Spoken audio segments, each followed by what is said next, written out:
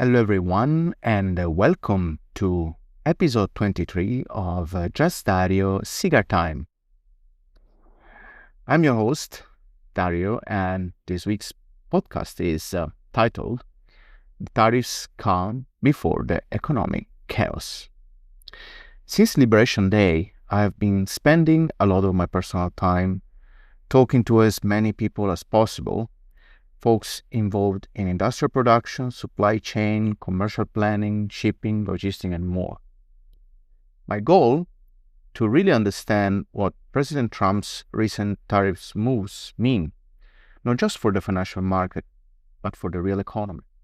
Today, I'm going to share all the facts, feedbacks, and insights I've gathered. As the title of this podcast suggests, everyone I've spoken to agrees on one thing. After this period of relative calm, we are headed for a good deal of economic chaos. Let's dive in and unpack what's going on. Let's start with what happened on April the 2nd, 2025. After the US markets closed, President Trump announced his tariff plan, and frankly speaking, it caught almost everyone off guard. Many of my sources likened it to a quote-unquote COVID shock because of how sudden and disruptive it was. I have flagged this behavior before in my posts and articles, warning that Trump's moves could be bold, but no one really believed he'd act so decisively, so disruptively, and most importantly, so suddenly. Even with the benefit of hindsight, my sources admitted that they would have received heads up about potential tariff actions, but they didn't want to believe it. Why? Because they were already aware of the massive consequences that could follow. What exactly happened after Liberation Day? The global supply chain came to a screeching halt. Out of the blue, businesses lost all certainty about the commercial equilibrium they had relied on. Orders were paused, deliveries were stopped, and cargo ships were either halted or turned around mid-road. Warehouses started filling up quickly as everyone in the supply chain, from producers to middlemen, distributors, franchisees, and final clients, scrambled to figure out who was going to pay for what. There was also a big question. Were Trump's intentions real, or was he borrowing a page from his Art of the Deal playbook? Some wondered if this was a bluff, expecting that targeted commercial partners would rush to the negotiating table, and the tariffs would be lifted. Personally, I think that's a question a lot of us are still asking. At this point, you are probably wondering, as I did, why so many people compare this tariff shock to the COVID-19 crisis. I asked my sources this exact question, and their answers were consistent. They explained that today's supply chains, production plannings, raw material delivery, and distribution systems are so finely tuned for efficiency that even a small disruption can grind everything to a halt. And it's not just the US that gets it. The impact spreads globally. Here is why. Modern supply chains aren't linear anymore. Back in the day, you might have imagined a factory where raw material come in at one end and finished products come out on the other. That's not how it works now. Supply chains are circular and interconnected. A product might go in and out of the same production line multiple times before moving to the next step. There is also geographical circularity. For example, components are produced in one location, shipped to another for assembly, then sent to a third location, sometimes back to the original place, for finishing, and only then delivered to the final destination. Let me give you a concrete example. Imagine a European company wanting to sell a product in China, but they don't want it to be labeled, quote-unquote, made in China, because that might affect its appeal. Producing everything in Europe would be too expensive. So what do? They produce as much as possible in China to keep costs down, ship those semi-finished products to Europe for final touches, label them as quote-unquote made in Germany or whatever, and then ship them back to Chinese consumers. This kind of arbitrage Leveraging rules and regulation isn't just happening with China, it's happening everywhere. Components crisscross the globe multiple times before becoming a finished product. So, when the US imposes tariffs, it doesn't just disrupt goods heading to America. It messes up these circular supply chains worldwide. If one part of the circle breaks, the whole system feels the impact. That's why my sources say this feels so much like COVID-19. The level of uncertainty and the systemic disruptions are rarely similar. Now, let's get into something really important that my sources pointed out. They believe President Trump either missed or deliberately ignored a key aspect of global trade. Yes, the US has trade deficits with countries like China and Europe, but American companies are also selling products to those markets. The catch? They are not producing those goods in American factories. For example, a US company might manufacture in China to sell to Chinese consumers, not to ship back to the US. This creates a situation where other countries see their trade with American firms as more balanced than the official trade deficit numbers suggest.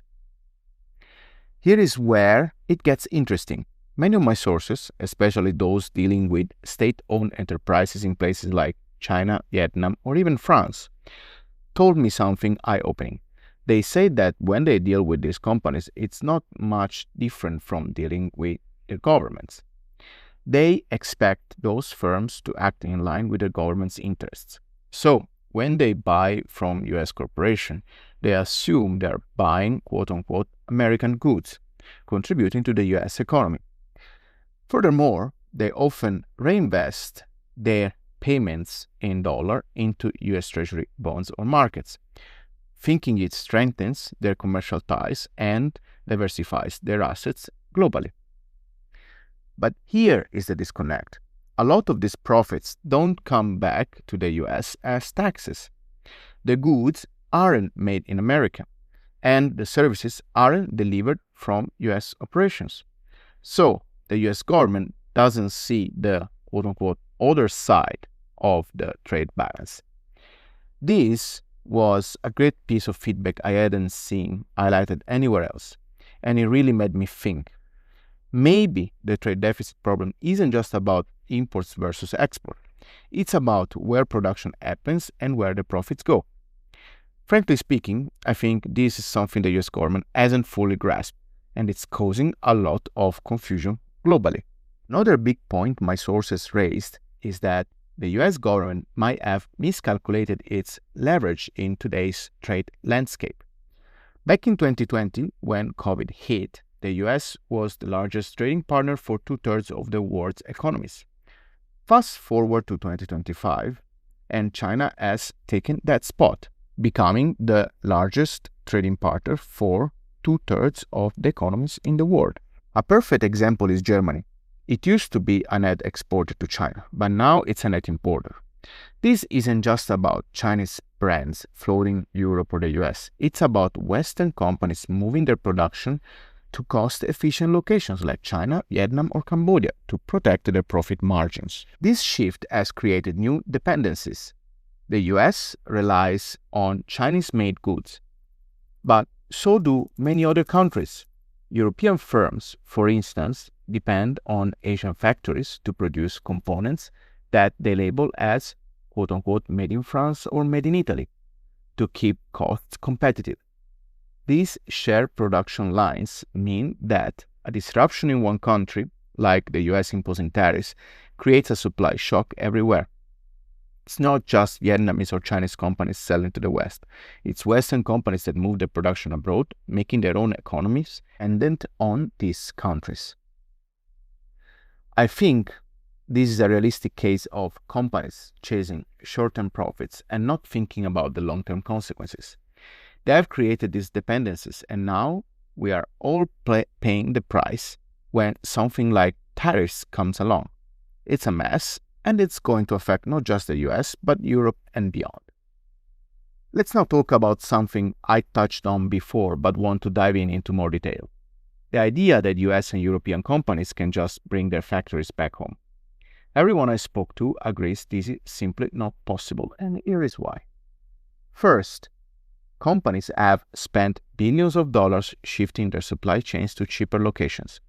These moves often came with commitments to foreign governments who built highways, ports, and other infrastructure to support those factories.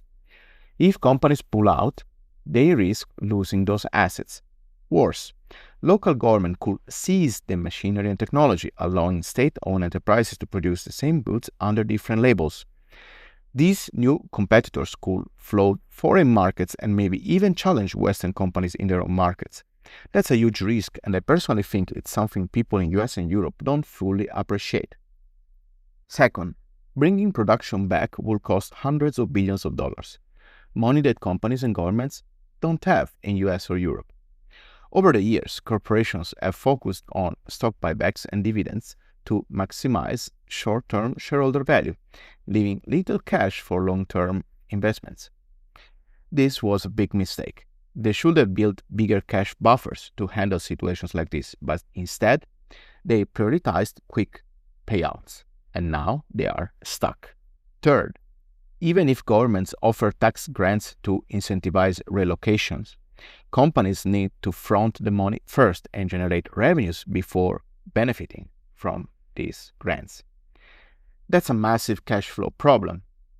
Normally, banks will step in, confident they would recover their loans thanks to government guarantees, but banks have already lent heavily to similar schemes through the years, and now they are maxed out. Plus, they are wary of political risks, like a future administration pulling the grants or guarantees. So, financing is a huge hurdle.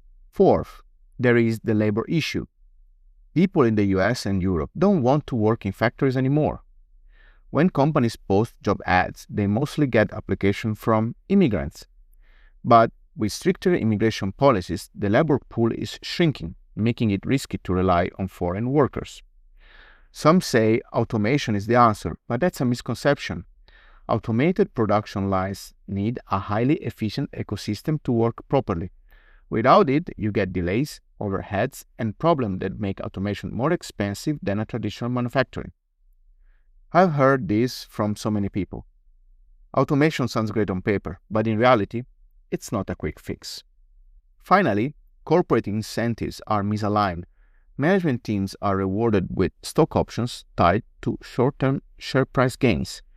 If they bring production back, costs will rise, margins will shrink, and share prices will tank. No CEO is going to take that risk when their bonuses depend on keeping shareholders happy in the short term. Honestly, I think this focus on short-term gains has been a disaster for long-term planning, and now is becoming more and more obvious to everyone. Even if companies could overcome these barriers, relocation will take decades, not years, and the return on investment will need to match current levels, which is unlikely given higher domestic costs in US and Europe. All in all, the idea of bringing factories back is a fantasy. It's like trying to rewrite the rules of a board game in the middle of a match and expecting everyone to play along. I think what's more likely is that other countries will push back hard. They might even kick the US out of the game, of course, metaphorically speaking, and force a rethink of their whole strategy. So, where does this leave us? We are on the brink of a major supply chain crisis, and it's going to hit hard. Warehouses are already filling up, and if deliveries don't resume soon, shelves could start emptying in a month or two, just like during COVID, because the warehouses are in one location close to the manufacturing hubs, while the deliveries are expected in a completely different location in US or Europe, very far away from it. My sources say that even if everything resets right now, it will take time to get operations back to normal, and we're not even close to reset. The longer this uncertainty drags on, the worse the shortages will get. Companies are trying to adapt by targeting customers outside the US. They are rolling out discounts, marketing pushes, and anything else they can think of to keep revenues flowing. Why? Because if the money stops, everything grinds to a halt, and that's the ultimate disaster for any business. But this pivot could also isolate the US commercially, which I think is incredibly dangerous. The US still holds the majority of the world's capital and also holds significant reserves of foreign central banks in its own territory, such as gold. Those reserves could become bargaining chips in negotiation, putting the US in a tricky spot. Trying to predict what happens next is tough. Nobody really knows. The financial markets have taken a hit, but the real economic impact hasn't fully trickled through yet. Statistical data lags by a month or even 3. So we're only seeing the tip of the iceberg. My sources are preparing for a level of chaos similar to COVID-19, and I think they're right to be worried. Could we reset and go back to how things were 1 month ago? Maybe, but it depends on whether Trump can achieve his objectives in a more targeted way. Right now, companies are playing the long game, positioning themselves to survive the next 3 years of his presidency and prepare for whatever comes after. But there is a risk of an industrial depression if things drag on during Trump's term. I'm not saying it's likely, but some of my sources even mentioned extreme scenarios like US using foreign reserves as leverage, or, God forbid, military power. I hope it doesn't come to that, but these are uncertain times. We are living through a period of unprecedented economic uncertainty, and it's going to test us all. The tariff shock has exposed how fragile and interconnected world global supply chains are, and I think we are only beginning to see the consequences. Thank you for tuning into this new weekly episode of JustDario Cigar Time. I hope the insights I've shared today are useful and help you position yourself for the challenges ahead. Please like, comment, and subscribe to my channel. Follow me on X, and thanks to everyone that supports me there.